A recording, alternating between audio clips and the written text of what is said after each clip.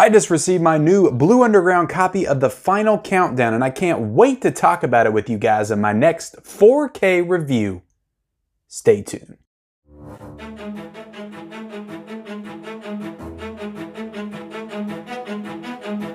What is up, everybody, and welcome back to the Mid-Level Media channel for my review of the new Blue Underground release, The Final Countdown, on 4K. So before I get started talking about this, guys, I just want to thank MVD Entertainment and Blue Underground for sending me this release to review and talk about with you guys.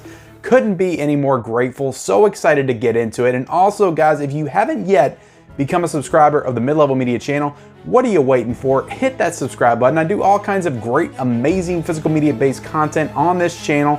4K reviews, Blu-ray reviews. I do Blu-ray hunting videos every single week where I go into the stores and let you all check out all of the latest Blu-ray releases in stores. I also do physical media updates on Monday, letting you guys know all of the new releases that'll be coming out for that week in the coming months. Just all kinds of great physical media based content. So if you love Blu-rays, you love 4Ks, hit that subscribe button and check me out. And also be sure to like this video, guys, and comment down below your thoughts on the film The Final Countdown. If you've seen it, do you plan on getting this release? I will be leaving the link for purchase in the description below. So yeah, getting into this movie, guys, this is directed by Don Taylor, who I wasn't really familiar with at first, but this guy directed The Island of Dr. Moreau. He directed a Planet of the Apes film, like one of the spinoffs, I think Beneath the Planet of the Apes.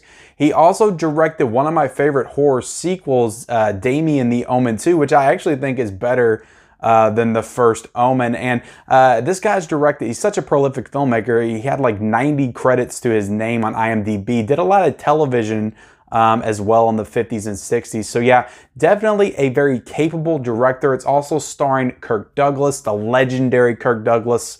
And I'm really growing to appreciate this guy as an actor here recently as I've checked out more of his work. You also have Martin Sheen.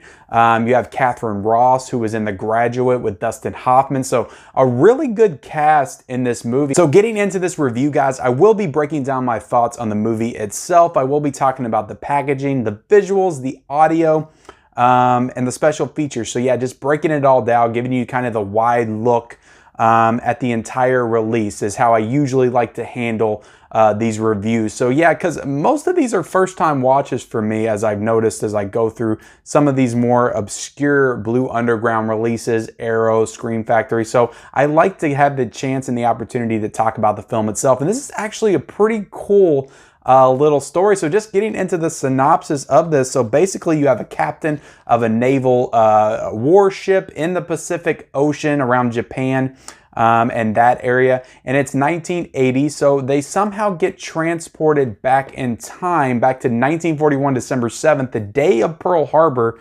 And yeah, it's like some kind of vortex that takes me through time. So I had no idea that this was a time travel movie. So it was like mind-blowing to me as I was watching it. I didn't read the synopsis. I didn't read the setup, none of that stuff. So all of a sudden this portal appears and they go back through time. I'm like, what the hell is this movie? And then I kind of look into it a little bit more and I understand what it is. So a really cool little setup, kind of a revisionist history, kind of alternate timeline look at history. And it's cool to just see a movie like this, a time travel movie, before Back to the Future, because this was 5 years before Back to the Future. So that's pretty interesting because they really kind of go into and dive into some of those themes of Back to the Future, of like what would happen? Should we try to interfere in Pearl Harbor? Should we change history? Like getting into those ideas and themes, like what if we do this and then it changes something for the worse? So it does deal with those types of themes of like changing the past and rewriting history and the future and all of that stuff. So all of that is super interesting.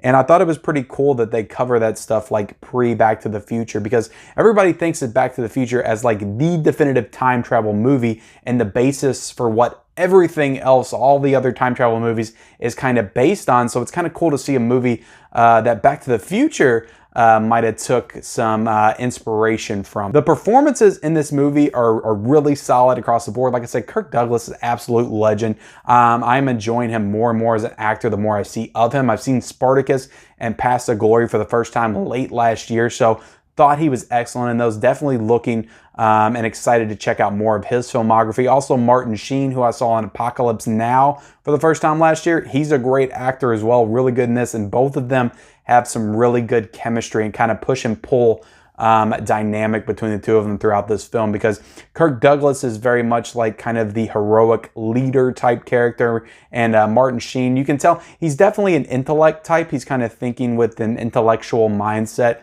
and sometimes that can go against what Kirk Douglas as a character wants for his crew and the ship. So their interactions together are actually pretty interesting and pretty awesome. So there are some good effects work in this movie for the time when the portal opens up. It's a little bit cheesy, a little bit hokey, the way they just kind of go through there and they kind of like flash to everybody in the ship kind of like having headaches and stuff. It's a little hokey, but I do think the effects works are really well done, and it does look pretty nice in the 4K format, which we'll get into here in a second. So nice setting and design, even though they really didn't have to do much, because this is based around the Pearl Harbor time, but you don't actually get to see the Pearl Harbor battle. It's mostly taking place on the aircraft carrier and a couple other ships and in the air, because there's a lot of like naval warfare and battling going on with the jets, the fighter jets, and the old like Japanese aircraft. So there's a lot of that just on the ocean stuff. So you really can't tell too big of a difference between like 1980 and 1941, because basically they're taking the technology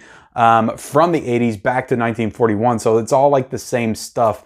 And I even thought it was kind of weird because some of the characters that were back in 1941 looked like they were dressing like people in the 80s. So I don't know if that was a mistake on the filmmaker's part or if they just didn't pay attention to that aspect, but it was something that stood out to me within this movie. Yeah, as far as the movie, guys, like I said, it's a little hokey, a little B movie at times. You could tell this was like the blockbuster of this era. And I didn't look up like what this film did at the box office, if it did any good, but it definitely felt like one of those cheesy, big budget blockbusters that would come out in like the 90s, only this was in the early 80s. So, but I enjoyed this movie. I thought the concept was really cool. I thought the performances were good. Absolute legends in this movie. So I gave it a 3.5 out of a 5 on Letterboxd. So yeah, I did enjoy this movie. So getting into the packaging, guys, and I'll cut to a little unboxing. I really love this lenticular slipcover. I think it's super cool. And you would think the fact that I looked at this before I watched it, that I would see the cruise ship kind of coming out of the portal and maybe get what that was all about, but I didn't think anything of it. I just thought this was a regular like war movie. So yeah, you got the packaging right here. It was really cool with the lenticular cover. You got the reverse on it right there, and I'm showing the unboxing so I don't have to zoom in or nothing. So yeah, nice thick Blu-ray case because it's got 3 discs in it. It's got a Blu-ray, it's got a 4K, it's got this cool little booklet, and it's also got the soundtrack, which is pretty awesome. I did enjoy this soundtrack. Like I said, it had a really traditional theme and soundtrack to it. It just sounded like one of those big budget blockbuster type thing, but I did enjoy it overall. So yeah, you got some nice disc art. Overall for the packaging, guys, stellar packaging. I give that pretty high marks for this release. So let's get into what I would say is probably the most impressive part of this release, and that's the visuals. So this movie is a 4K upscale from 35mm. I thought this restoration was very impressive. Like there's a little bit of that film grain, like when they kind of pan out and you have some of the more wider shots of the aircraft carrier, like you can really notice it then, and sometimes on the takeoff with the planes and stuff. But when they kind of do like close-ups in air of the planes, a lot of that looked crystal clear, and a lot of the fight sequences in the air were really well done and just looked fantastic. So yeah, and then the faces were very well defined as well. Like there was some really good, cool close-up shots of Kirk Douglas. Like you could just see he's a little bit older in this movie, but you could see like all the wrinkles in his face and stuff like that. So I thought they did a fantastic job. And as far as the boutique labels are concerned, like between this and Zombie, and I also watched House by the Cemetery, which I haven't got a chance to review and talk about yet, that the 4K presentation on that was great as well. Blue Underground is absolutely killing the 4K game. Their stuff is better than what I've seen from Scream Factory and Arrow Video so far. So not trying to throw any shade at those two companies, but like Blue Underground is definitely like the benchmark in 4K restoration as far as boutique labels are concerned at this point, in my opinion. Yeah, and the black levels are just really good, and the colors pop. Like there's a scene on the beach and it just looked fantastic. So yeah, the visuals, I can't say enough good things about it. Like that is probably the best thing about this release. So definitely if you are really into the visuals and the 4K, which obviously you would be if you're buying the 4K of this, definitely worth it. As for the audio, guys, this is in Dolby Atmos. Thought it sounded excellent. Like I said, this has a really bombastic score to it, and that's kind of blaring in the background. You have the fighter jets coming in, so you get to hear all of that as they're kind of flying by and shooting each other. So all of that sounds great. Audio, absolutely fantastic. So let's get into the special features, and this I can't rank as high because there's only like 2 special features in this, other than just the standard stuff like the theatrical trailers, the TV spots, the posters, the still galleries. Like, I don't always count that stuff because they're like included in everything. So there are the 2 special features. You have audio commentary as well. You have a special feature with Lloyd Kaufman, who apparently produced this, which is the head guy of Troma, which did a lot of the B movies and stuff in like the 80s and 90s. So he's in here kind of talking about how he kind of sold out a little bit and went Hollywood so he could make a little money. And this was one of the movies he did, and how he was actually pretty passionate about this project. So that was a pretty cool documentary, or a little interview from him. And then you have interview for all of the F-14 fighter pilots that were in this movie. So that one was pretty cool too. I didn't watch the whole thing of that one, but that's about 30 minutes long.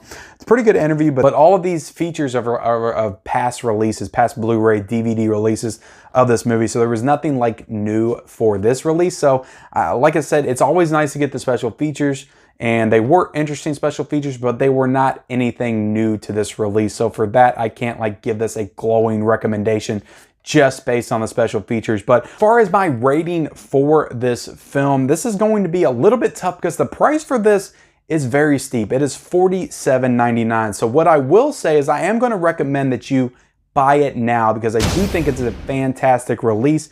Awesome packaging on this. You get a Blu-ray, you get a 4K, you get a soundtrack as well, a little booklet inside. The packaging's great. The actual restoration is fantastic. So if you're a fan of this film, this is the definitive way to own it, to watch it. So I would recommend that you buy it right now if you are a fan of this movie. However, if you're not, if this is a first time watch, if you've never seen it, I may scale that down to a wait for the sale, just because it is so expensive at $47.99. So with that, guys, I hope you enjoyed this review of The Final Countdown. Be sure in that comment section below to let me know what you think of the film, if you're going to be purchasing it. Also, be sure to like this video, subscribe to my channel if you haven't already, turn on those bell notifications for all of those future videos, and we'll see you next time.